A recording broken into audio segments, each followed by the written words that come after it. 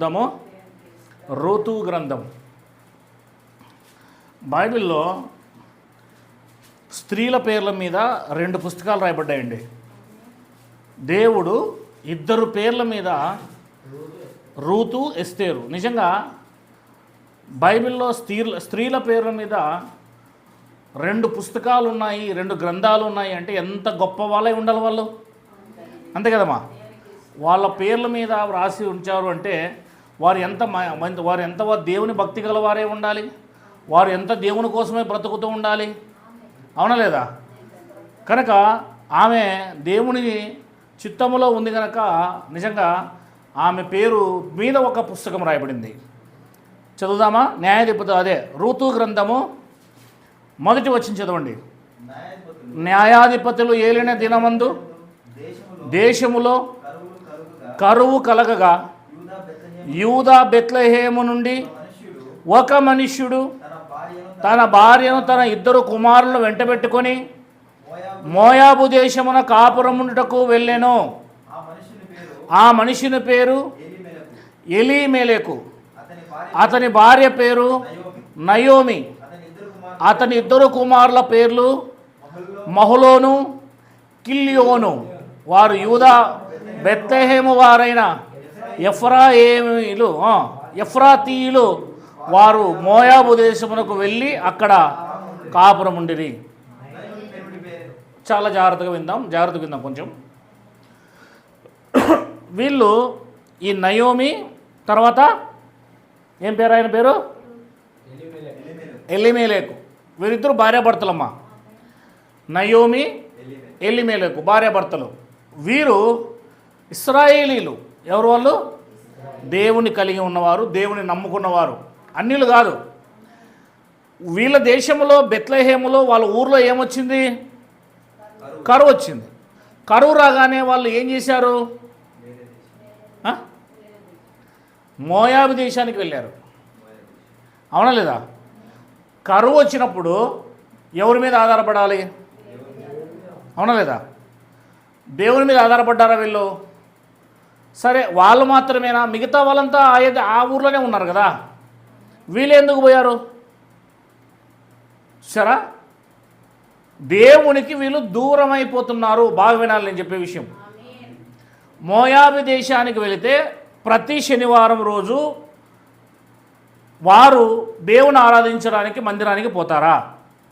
మీరే చెప్పండి. మీరు ఎవరైనా బ్రతకడానికి దూర ప్రాంతం వెళ్ళారనుకోండి, ఆదివారం చర్చికి రాగలరా? రాలేరు. ఇప్పుడు వీళ్ళు ఏం చేశారు అంటే ప్రతి శనివారం వాళ్ళు ఆ రోజుల్లో దేవుని దగ్గరికి వెళ్ళేవారు విశ్రాంతి దినమున. వీళ్ళు ప్రతి విశ్రాంతి దినమున దేవుని దగ్గరికి వెళ్ళేవారు. వాళ్ళు దేశంలో ఉంటేనే వెళ్తారు, వేరే దగ్గర ఉండరు కదా, వేరే దేశంలో ఉండవు కదా మందిరాలు. కనుక మోయాబు దేశం అంటే వేరే దేశం. ఆ దేశానికి వీళ్ళు కరువు వచ్చిందని వీళ్ళు ఊరు వదిలి, ఇల్లు వదిలి, అన్నీ వదిలి తమ పొలం వేరే వాళ్ళకి ఇచ్చేసి మేము బ్రతకడానికి వెళ్ళిపోతామని చెప్పేసి భార్యాభర్తలు ఇద్దరు, తన 2 పిల్లలు, ఇంకా వారికి పెళ్ళిళ్ళు కాలే, మోయాబు దేశంలోకి వెళ్ళిపోయారమ్మా. బాగా వినాలి. అలా వెళ్ళిపోవడం వల్ల, దేవుని వదిలేయడం వల్ల, కరువు వచ్చినందువల్ల, దేవుని సన్నిధిలో ఉండడం మానేయడం వల్ల ఏం జరిగిందో మనం చూసుకోబోతున్నాం ఇప్పుడు ఈ కథ అంతా. అది దేవునికి దూరం కాకూడదు. ఏం కాకూడదు? దేవునికి దూరం కాకూడదు. ఆహారానికి, నీరుకి మనం ఎప్పుడైతే దూరం అవుతామో ఆ మనిషి బ్రతికేది 20 నుండి 25 రోజుల వరకే మహా అయితే. ఆయన అప్పుడే ఆహారం వదిలేశాడండి, నీళ్ళు తాగడం కూడా లేదు ఈ మధ్య అని చెప్పారంటే ఇంకొన్ని రోజులే బతుకుతాడు అని అర్థం. నీళ్ళు తాగడం లేదు, అన్నం తినడం లేదు, ఎంత తినిపించినా కూడా, ఎంత తాగించినా కూడా అంటే అంతే. ఇంకా ఒంట్లో కొవ్వు ఉన్నంత వరకు కరిగిపోయి ఆ తర్వాత మొత్తం టోటల్గా ఊపిరి ఆడకుండా ఇంకేమవుతాడు, బలం దొరక్క బీపీలో పోయి చచ్చిపోతాడు. ఎప్పుడైతే దేవుని సన్నిధిలో నుండి మనం దూరం అవుతామో ఆత్మీయంగా మరణం వస్తుంది. ఏ మరణం వస్తుందమ్మా? దేవుని దూరం చేసుకుంటాము, దేవుని తత్వాన్ని దూరం చేసుకుంటాము, దేవునికి దూరం అయిపోతూ మన ఆలోచనలు వస్తాయి. కనుక ఇక్కడ నయోమి, ఎలిమెలేకు తన ఇద్దరు కుమారులు కరువు వచ్చినందువల్ల వేరే దేశానికి వెళ్ళిపోయారు. అక్కడ ఆరాధన చేసుకునేకి లేదు, అక్కడ కూడుకోవడానికి సమాజం లేదు, అక్కడ కూడుకోవడానికి దేవుడు లేడు, అది అన్యుల దేశము. పైపెచ్చు పిల్లలు అక్కడికి వెళ్ళేపాటికే ఎదిగారు. ఏమయ్యారు? ఎదిగారు. అప్పుడు ఏం చేశారు వీళ్ళు? ఆ ఇశ్రాయేలీల పిల్లలైన వీళ్ళు ఎవరికి వివాహం చేసుకున్నారు చూడండి. 3వ వచనం చదువునా. నయోమి పెనిమిటి అయిన ఎలిమెలేకు చనిపోయిన తర్వాత ఆమెయు ఆమె ఇద్దరు కుమారులను నిలిచి ఇక్కడ నుండి అక్కడికి వెళ్ళిపోయారమ్మా, ఏదో సంపాదించుకుందాము తిందామని. మొట్టమొదటిగా భర్త చనిపోయాడు. చూసారా, ఒక్కొక్కరు మరణం స్టార్ట్ అవుతుంది. ఇది శరీర సంబంధంగా దేవునికి దూరం అయిపోతే, సంఘానికి దూరం అయిపోతే ఒక్కొక్కరము కుటుంబములో ఆత్మీయంగా మరణించడం మొదలు పెడతాం. ఇక్కడ 4 వెళ్ళారు. ఎంతమంది మిగిలారు? ఇప్పుడు 3 మిగిలారు. దేశాన్ని వదిలి వెళ్ళి వేరే దేశానికి వెళ్ళాడు. దేవుడు లేడు, భక్తి లేదు, భయం లేదు, బైబిల్ లేదు. అక్కడికి వెళ్ళగానే ఏదో బ్రతుకుదామని వెళ్తే ఎవరో వేరే పరిజనుల మధ్య, స్వజనుల మధ్య కూడా కాదు, పరజనుల మధ్య తన భర్తను పోగొట్టుకుంది.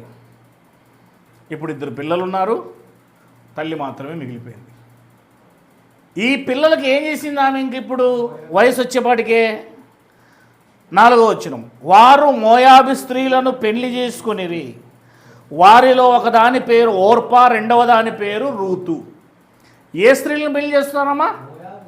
మోయాబీలు, అంటే అన్య జనాంగం వాళ్ళు, దేవునికి తెలీదు. వాళ్ళు యేసుప్రభు యెహోవా దేవుడెవరో, నిజమైన దేవుడెవరో వాళ్ళకి తెలియని ప్రజలను నయోమి పెళ్లి చేసేసింది. తన భర్త చనిపోగానే ఎందుకు చనిపోయాడు అని తెలుసుకొని దేశానికి తిరిగి వచ్చింటే బాగుండి కదా, దేవుని దగ్గరకు వచ్చింటే బాగుండి కదా. రాలే.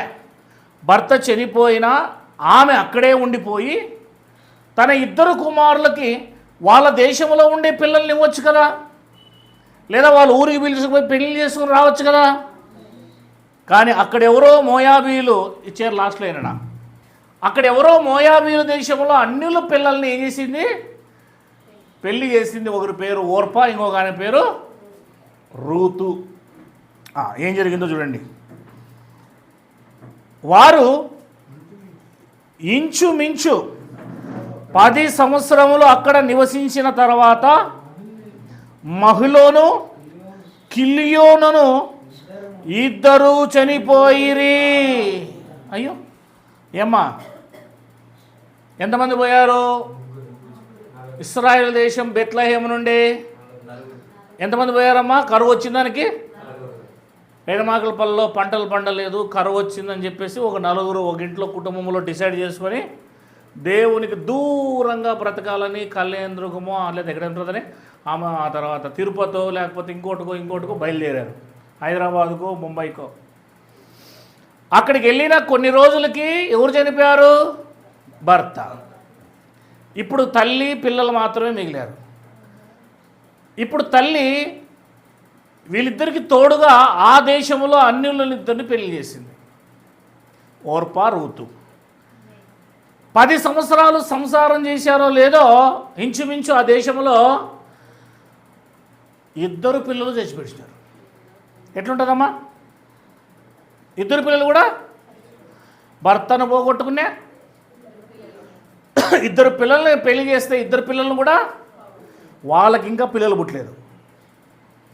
ఆ యొక్క కన్యకలకు ఇంకా రూతమ్మకిని ఇంకా ఓర్పాకి ఇంకా పిల్లలు పుట్టకుండానే పిల్లలు చనిపోయారు.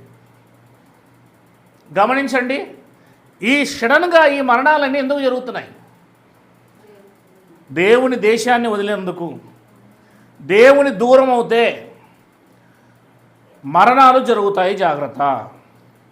ఇప్పుడైతే మనకు ఆత్మీయంగా వస్తుంది మరణం, దేవునికి దూరం అయిపోతాము, మన ఇష్టం వచ్చినట్లు బ్రతకడం నేర్చుకుంటాము, దేవుణ్ణి పట్టించుకోము, దూర ప్రాంతానికి వెళ్ళామనుకోండి. ఇప్పుడు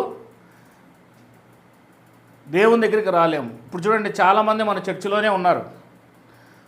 వారు దూర ప్రాంతానికి డ్యూటీలు చేసేకి వెళ్ళిపోయినారు. సరిగ్గా వస్తున్నారా? మీరే చెప్పండి. వాళ్ళు చేసే ఉద్యోగాలను బట్టి, వారు చేసే పనులను బట్టి 5 నెలల ఇప్పటికి రాక సరిగ్గా. ఎందుకు అలా జరుగుతుందంటే వాళ్ళు ఆత్మీయంగా చచ్చిపోయి ఉన్నారు. ఒక వ్యక్తి ఆత్మీయంగా చచ్చిపోతే దేవుని దగ్గరికి వెళ్ళాలన్న మనస్సు రాదు. గాలమ్మ భర్తకు మనస్సు చచ్చిపోతే ఆ ఊరు ఎవరది? మీ పెద్ద ఏముండాయమ్మా? కంపెనీలోనే ఉండిపోతాడు. అంతే కదమ్మా. నాకు ఆమె దగ్గరికి వెళ్ళే మనసు లేదు, నాకు నచ్చదామే అనే మనసు వచ్చిందనుకో, ఇరిగిపోయిందనుకో నీ మీద మనసు, కంపెనీలోనే ఉంటాడు, ఇటుకి రాడు. మనకు మనస్సు ఉంటేనే దేవుని దగ్గరికి వెళ్తాం. మనస్సు లేకపోతే మనం దేవుని దగ్గరికి వెళ్ళాలంటే వెళ్ళలేం. వెళ్తామా? గొర్రె బలికి తీసుకుపోయేటప్పుడు కసాయివాడు ఏం చేస్తూ ఉంటాడు? దాన్ని నరకెక్కి తీసుకుపోతుంటాడు తాడు కట్టేసి. అది మామూలుగా వస్తుందా? అది వెనక్కి ఈడుస్తుంటుంది, వీళ్ళు లాగుతుంటాడు దాన్ని. దానికి ఇష్టం లేని చోటుకి తీసుకెళ్తున్నాడు. కాబట్టి నిజముగా ఆత్మీయంగా ఒక వ్యక్తి బ్రతికాడు, దేవుడు అంటే అతనికి ఇష్టము అని ఎలా తెలుస్తుందంటే, వాళ్ళు దేవుని దగ్గరికి రావాలన్న ఆతృత ఉంటుంది వాళ్ళల్లో. 1వ తేదీ మీకు ఇంతకు ముందు చంద్రబాబు నాయుడు ఉన్నప్పుడు పెన్షన్ ఇస్తుండ్రు కదమ్మా, ఇంటికి వస్తుండలేదు. అప్పుడు ఆ లాస్ట్లో వంక దగ్గర పోయి కాసుకుంటుండ్రి కదా, కూర్చొని పొద్దు నుంచి సాయంత్రం వరకు వాళ్ళు వచ్చేదాకా ఇచ్చేదాకా. ఒకసారి డేట్లు మారుతూ ఉండేది. డబ్బు కొరకు మీరు ఆడ ఎలా కాసుకుంటుండే వాళ్ళో దేవుని కొరకు అలాంటి మనసు ఉండాలి మనకి. డబ్బు సంపాదించాలి, కూలికి వెళ్ళాలి, పంట పండించాలి అనే మనస్సు మనకి ఎట్లయితే ఉంటుందో, లోపల ఆలోచన నా అనే మనస్సు ఎట్లయితే ఉంటుందో అలాగే దేవుణ్ణి ఆరాధించాలి. దేవుని దగ్గరికి ఈరోజు ఆదివారము, నన్ను పుట్టించింది ఆయనే, నన్ను బ్రతికిస్తుంది ఆయనే, నా కోసం ఈ సృష్టిని కలిగించింది ఆయనే, నాకు ఆహారం ఇస్తుంది ఆయనే, నాకు ఆరోగ్యం ఇస్తుంది ఆయనే, నన్ను ఇంకా ఈ భూమి మీద ఇంకా బ్రతికించి నూకులున్నాయి ఇంకా భూమి మీద నాకు అంటే దీనికి కారకుడు ఆయనే అని నువ్వు ఎప్పుడైతే నిశ్చయంగా తెలుసుకుంటావో ఆయనకు కృతజ్ఞతలు చెల్లించడానికి వస్తావు ఆ మందిరానికి. థ్యాంక్స్ చెప్పడానికి వస్తావు మందిరానికి, ఆరాధన చేయడానికి వస్తావు మందిరానికి, స్తుతించడానికి వస్తావు మందిరానికి, లేకపోతే రావు. అర్థమైందా? మనకు ఎవరైనా మేలు చేస్తే మనం వారి పట్ల ఎంత కృతజ్ఞతాభావం కలిగి ఉంటాం, అవునా లేదా? అట్లాంటిది దేవుడు మనకు అనుక్షణం మేలు చేస్తూనే ఉన్నాడు కనుక మనం ఎంత కృతజ్ఞతాభావం కలిగి ఉండాలి. అది ఎవరైతే దేవుని దగ్గరికి రావడం లేదో, దూర ప్రాంతాలకు వెళ్తున్నారో వారికి మనసు ఉండదు. ఇంకా నయోమి, ఎలిమేలేకు అనే ఇరువురు తన పిల్లల్ని తీసుకొని ఎంతమంది వెళ్ళారు? బెత్లెహేము నుండి, దేవుని దగ్గర నుండి. బెత్లెహేము అనగా రొట్టెల గృహము అని అర్థం. రొట్టెల గృహము అంటే ఆత్మ సంబంధమైన ఆహారము దొరికే చోటు అని అర్థం. దేవుని మాటలు, వాక్యం దొరికే చోటు అని అర్థం. కడుపు నిండా ఆత్మీయంగా దేవుడు దొరికే చోటు అని అర్థం. సమృద్ధి గల స్థలము అని అర్థం. దాన్ని వదిలి అన్య దేశానికి వెళ్తే అక్కడ ఏం దొరుకుతుంది? ఆత్మీయంగా ఏమీ దొరకదు. కనుక అక్కడికి వెళ్ళడము మొట్టమొదటిగా భర్త చనిపోయా, అన్యుల్ని పెళ్లి చేసుకున్నందుకు 2 పిల్లలు చనిపోయారు. ఇప్పుడు మిగిలింది 3 ఆడళ్ళు. ఇంట్లో ఎంతమంది మిగిలారు? 10 ఏళ్ళకి 3 ఆడపిల్లలే.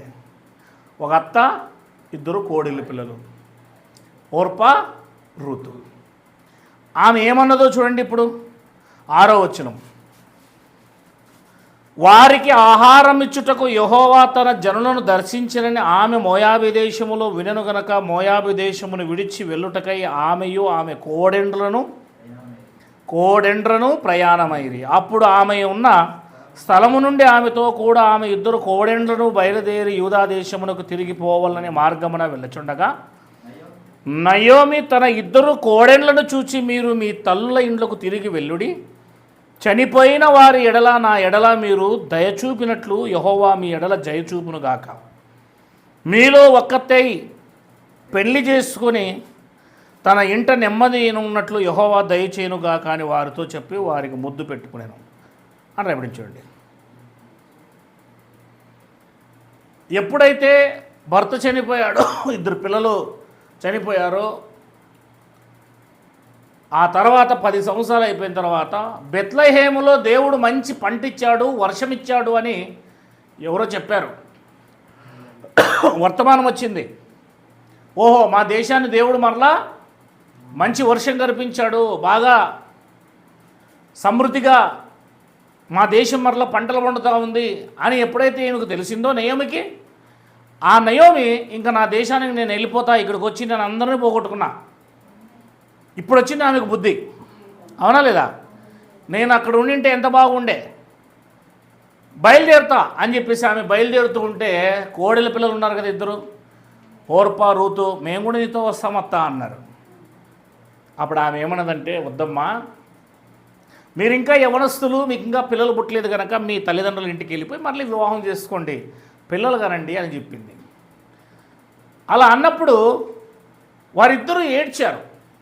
10వ వచనంలో, అంతటా వారు ఎలుగెత్తి ఏడ్చి నీ ప్రజల యొద్దకు నీతో కూడా వచ్చేదమని ఆమెతో చెప్పగా, నయోమి నా కుమార్తెలారా మీరు మరలుడి, నాతో కూడా మీరు రానేలా మిమ్మల్ని పెళ్లి చేసుకుంటే ఇక కుమారులు నా గర్భమున ఉందురా, నా తిరిగి వెళ్ళుడి, నేను పురుషులతో నుండకోలేని ముసలిదాను నాకు నమ్మిక కలదని చెప్పి రాత్రి పురుషుల నుండి కుమారులు కనినను, వారు పెద్దవారు వరకు వారి కొరకు మీరు కనిపెట్టుకుందురా, మీరు వారి కొరకు కనిపెట్టుకుని పురుషులు లేక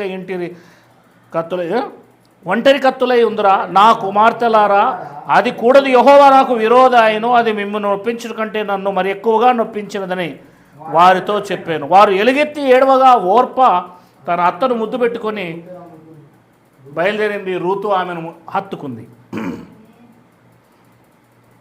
చెప్పింది, చాలా చెప్పింది, మరలా నేను పెళ్లి చేసుకొని పిల్లలు కానీ ఆ పిల్లలకు మీరు భర్తలు అవుతారా, అంత టైం ఉంటారా, అయ్యే పని కాదు, కానీ నేను ముసలిదాన్ని, ఇక మీరు పోయి పెళ్లి చేసుకోపోండి, ఇంటికి వెళ్ళిపోండి అంటే, అప్పుడు ఒక ఆమె ఏం చేసిందంటే అత్తగారు అని ఏడ్చి ముద్దు పెట్టుకొని పుట్టింటికి వెళ్ళిపోయింది. ఆమె పేరు ఓర్ప. ఇంకొక ఆమె ఏం చేసిందంటే నేను వదలను ఏంటి, ఆమె రూతు. ఆమె పేరు మీదే పుస్తకం రాయబడింది. అర్థమైందా?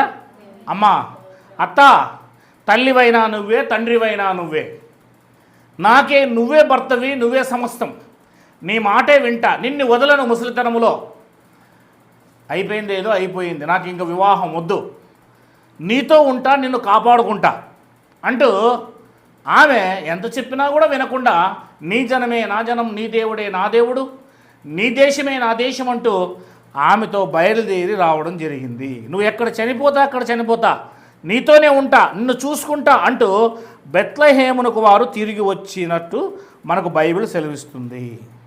చూసారా? తర్వాత మాటలు మనం మరలా భవిష్యత్తులో చూసుకుందాం. ఇప్పుడు మీకు కొన్ని మాటలు చెబుతాను, నాకు ఆన్సర్ ఇవ్వండి, 2 నిమిషాల్లో అవి చేసుకుందాం. బెత్లెహేము అనగా రొట్టెల గృహము, అంటే ఆత్మీయంగా సమృద్ధిగా అక్కడ ఉంది, భౌతికంగా అక్కడ సమృద్ధిగా ఉంది. కానీ దేవుడు పరీక్షించడానికి కొంచెం కరువు ఇచ్చాడు.